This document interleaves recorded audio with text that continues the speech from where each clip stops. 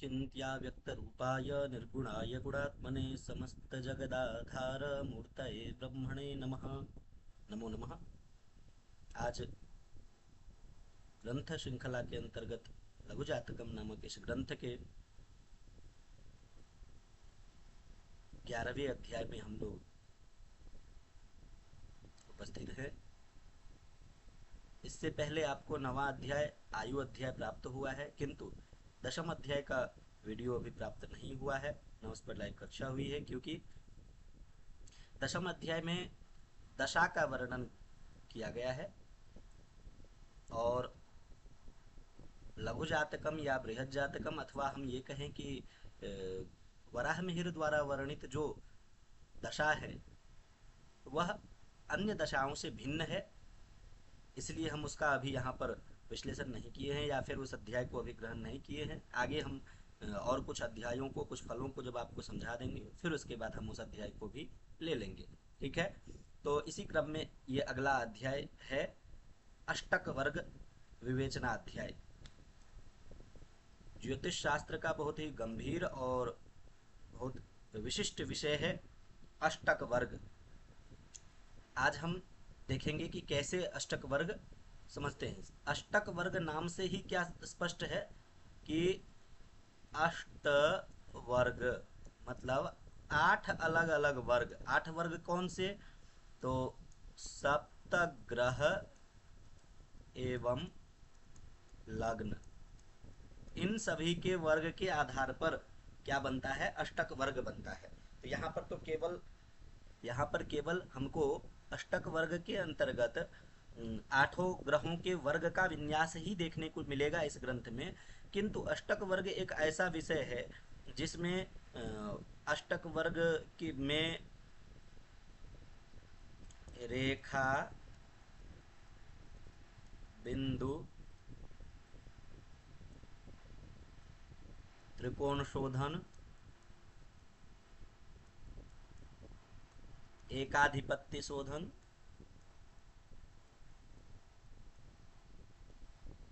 उसके बाद त्रिकोण शोधन हो गया, एकाधिपत्य शोधन हो गया, सर्वाष्टक हो गया,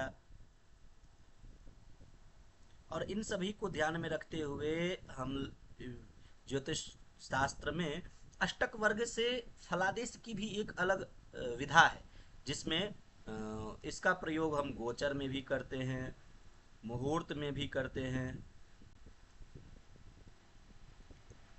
उसके बाद आयु में भी करते हैं, अरिष्ट में भी करते हैं, और स्वतंत्र फल कथन भी करते हैं। इसीलिए अष्टक वर्ग अपने आप में बहुत ही विशिष्ट विषय है, किंतु देखते हैं आचार्य जितना बताते हैं, पहले उस आरंभिक बातों को हम देखेंगे, फिर कभी देखेंगे कि अष्टक वर्ग क्या है और कितना इसमें हमको पढ़ना है।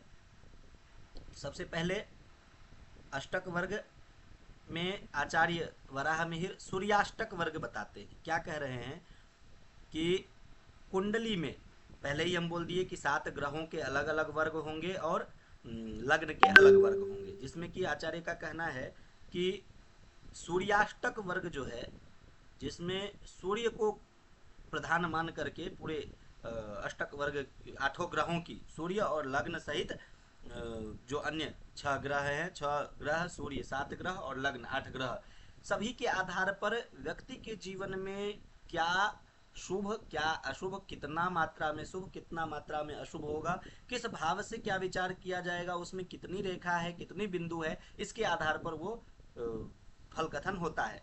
तो चलिए देखते हैं कि सूर्याष्टक वर्ग में किन किन भावों में कितना रेखा प्राप्त होता है। तो अब यहाँ पर एक शब्द आप सुने, ये रेखा और बिंदु। तो यहाँ पर क्या है कि कुछ आचार्यों का कहना है कि रेखा जो है वो शुभ है, और कुछ का बिंदु जो है शुभ है। ठीक है, अब वो क्या है कि बिंदु शुभ हो, रेखा शुभ हो। जो ये आचार्य श्लोक में कह रहे हैं वो शुभ है, जो नहीं कह रहे हैं वो शुभ है। बहुत आचार्य अशुभ को भी अर्थात बिंदु को भी बता दिए हैं। सामान्यतया देखा जाता है कि उत्तर भारतीय परंपरा में शुभ को रेखा कहा गया है और अशुभ को बिंदु कहा गया है।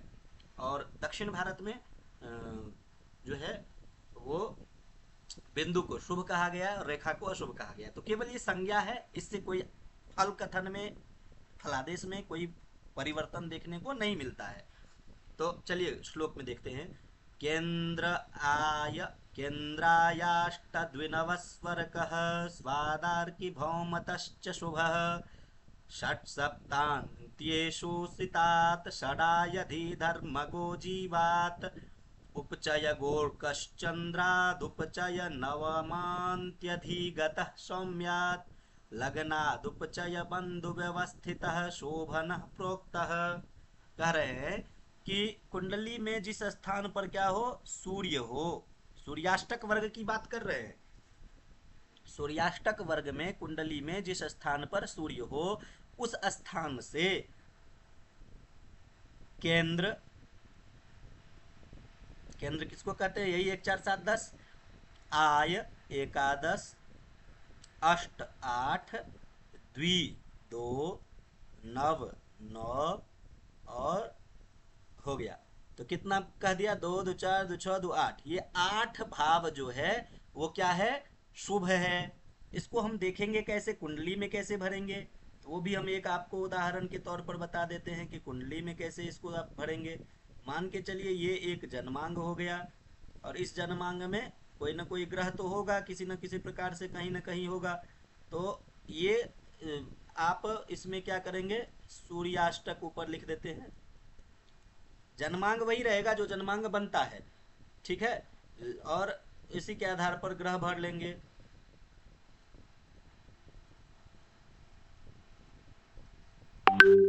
अब देखिए इसमें हमको क्या करना है, ग्रह व्यवस्थित कर लेना है। मान के चलिए अभी हम सूर्य की बात करते हैं। सूर्य यहाँ है और चंद्रमा यहाँ है, गुरु शुक्र शनि मंगल बुध, ये ग्रह बैठा दिए।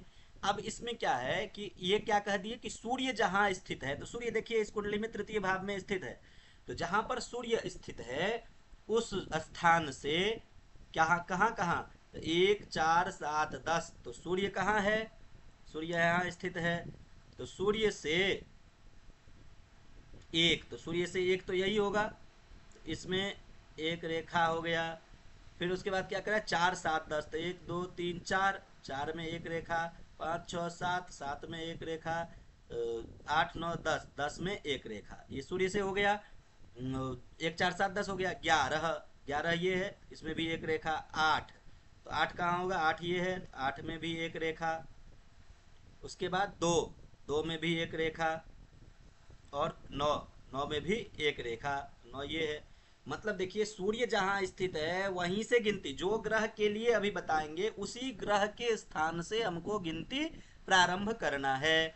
तो सूर्य से हम बैठा दिए, सूर्य बैठा है तृतीय भाव में, तो पहला रेखा तृतीय में, फिर दूसरा रेखा चतुर्थ, एक इसी क्रम में हम बैठाए हैं। इसको आप अपने सुविधा अनुसार क्या कर सकते हैं, 1 2 4 7 8 9 10 11 सीक्वेंस बैठा सकते हैं आप।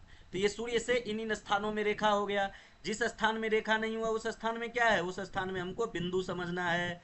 मतलब उस स्थान में सूर्य के द्वारा शुभ नहीं है, अशुभ है, बिंदु समझना है। तो देखिए 4 स्थान में बिंदु हो गया, 8 स्थान में रेखा हो गया। अब इसी प्रकार से क्या कह रहे हैं, स्वात अर्की भौमतश्च शुभः, जो सूर्य के लिए स्थान कहे हैं यही मंगल और शनि के लिए भी है। मतलब यही अंक जो है मंगल के लिए भी है और शनि के लिए भी है। मतलब क्या हो गया, मंगल कहाँ बैठा है, तो मंगल जहां सूर्य है वहीं बैठा है। तो देखिए सूर्य का रेखा जहां जहां किए थे वहां वहां हम कर देंगे रेखा। 3 4 5 6 7 8, ये सूर्याष्टक में मंगल की रेखा, मंगल के द्वारा सूर्याष्टक चक्र में मंगल से इन स्थानों में हमको क्या हो रहा है, शुभ प्राप्त हो रहा है। और जहां जहां नहीं है वहां क्या है, अशुभ, तो बिंदु कर देंगे। तो देखिए सूर्य और मंगल से 4 जगह बिंदु हो गया। अब क्या करें, शनि के लिए भी यही कह दिया, तो हम श्लोक के आधार पर ही चल रहे हैं। अर्की भौमतश्च शुभः, अर्की, शनि कह रहे हैं तो शनि कहाँ है, शनि भी यही है, तो शनि से भी हमको क्या कर लेना है, ले लेना है। तो शनि से भी हमको क्या करना है, जो जो स्थान शुभ कह दिया है उस स्थान में सूर्य चंद्र शनि, सूर्य मंगल शनि, ये तीनों एक ही जगह है इस कुंडली में, तो एक ही तरह से होगा। अगर अलग अलग जगह होता तो हम यहाँ पर बिंदु और रेखा अलग अलग करते, ये नहीं कि सूर्य जहाँ है वहीं से करते। आगे और देख लीजिए, आगे क्या कह रहे हैं, षट सप्तांत्येषु सितात, सितात मतलब शुक्र जहां बैठा है कुंडली में उस स्थान से, शुक्र के स्थान से छठा, सप्त सातवां, और अंत्य मतलब 12 स्थान में शुभ है और में अशुभ है। तो शुक्र देखिए यहाँ पंचम भाव में है, तो 1 2 3 4 5 6 7 पंचम भाव से छठा भाव हो गया दसम भाव, तो दसम भाव में एक रेखा कर देंगे। पंचम भाव से छठा सातवां भाव हो गया कौन सा, तो एकादश भाव, और पंचम भाव से 12वां भाव हो गया ये। तो यहाँ पर भी हम क्या करेंगे, रेखा कर देंगे। इन स्थानों में रेखा करने के बाद क्या होगा, इन स्थानों में रेखा करने के बाद हम अगले को देखेंगे। तो अगला क्या है, अगला ग्रह है शुक्र के बाद षड आयधि धर्मगो जीवात, जीवात अर्थात गुरु से।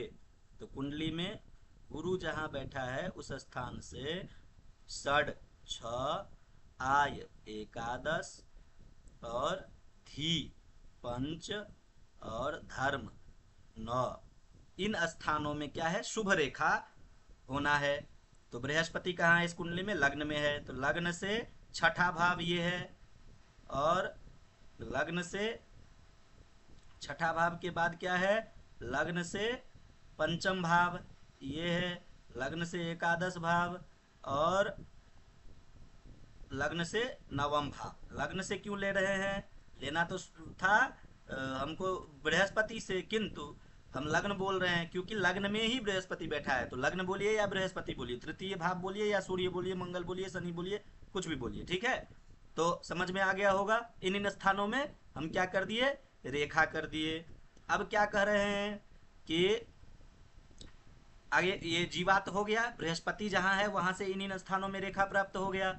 अब क्या कह रहे हैं, उपचय गो अर्क चंद्रात उपचय नवमांत्यधिगत सौम्यात। अब चंद्रमा से क्या कह रहे हैं, उपचय गो अर्क चंद्रात।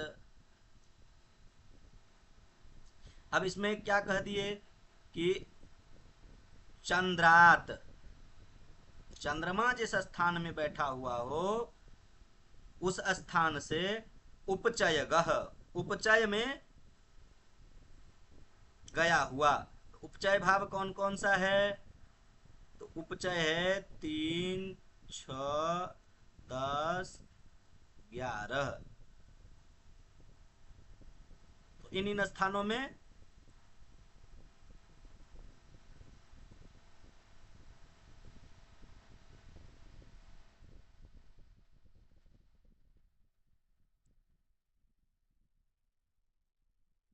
चंद्रमा से, चंद्रमा जहां हो उस स्थान से उपचय स्थान में क्या होगा, तो उपचय स्थान में रेखा करेंगे शुभ के लिए। तो देखिए चंद्रमा नवम भाव में है, तो नवम भाव से 3, 6, 10, 11, और अर्क, अर्क मतलब 12, तो 12वें स्थान में भी हम रेखा ले लेंगे। तो चंद्रात उपचय नवमांत्यधिगत सौम्यात। अब बुध से कह रहे हैं, तो बुध से क्या कह रहे हैं कि उपचय, यहाँ पर भी 3, 6, 10, 11, और अंत्य 12, धी पंचम, अंत्य धीगता, इन 7 स्थान में क्या होगा, सौम्यात बुध से। तो बुध देखिए यहाँ पर बैठा है तृतीय भाव में, तो तृतीय स्थान भाव से इन इन स्थानों में हम क्या करेंगे, रेखा करेंगे। फिर क्या करें, लगनात उपचय बंधु व्यवस्थित शोभन प्रोक्त। तो कितना हो गया, 1 2 3 4 5 6 7, सातों ग्रह का तो क्रम से सूर्याष्टक वर्ग में हो गया। अब इसके बाद क्या है कि लग्नात, लग्न से, तो लग्न क्या है, तो लग्न जो भी है, लग्न ये पहला घर जो है ये लग्न है, तो लग्न से उपचय, उपचय इसमें भी उपचय कह दिए, तो 3 6 10 11 ये उपचय भाव है। तो 11 बंधु, 4 व्यय, 12 शोभन प्रोक्तः, शुभ प्रोक्तः, शुभ कहा गया है।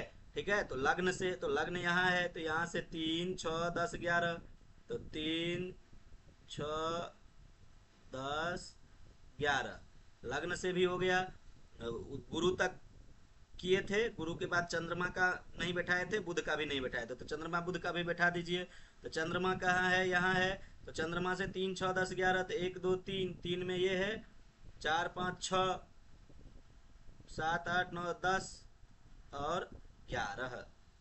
ठीक, अब बुध से, तो बुध यहाँ है, तो बुध से 1 2 3 4 5 6 10 7 8 9 10 11, 11 1 2 3 4, 4 में भी, और 4 के बाद, सॉरी 4 में नहीं है,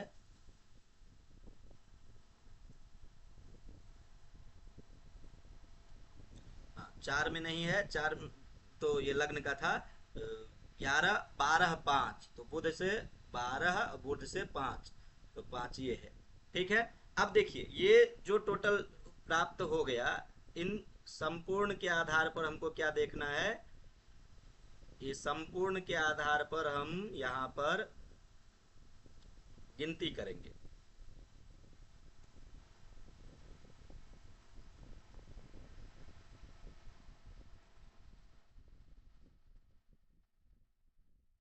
एक मिनट,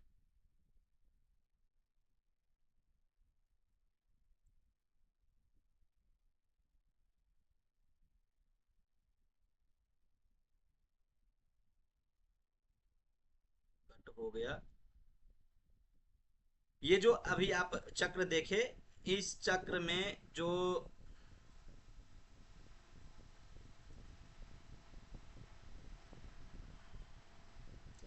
संपूर्ण योग आप देखे हैं अभी, उसमें जो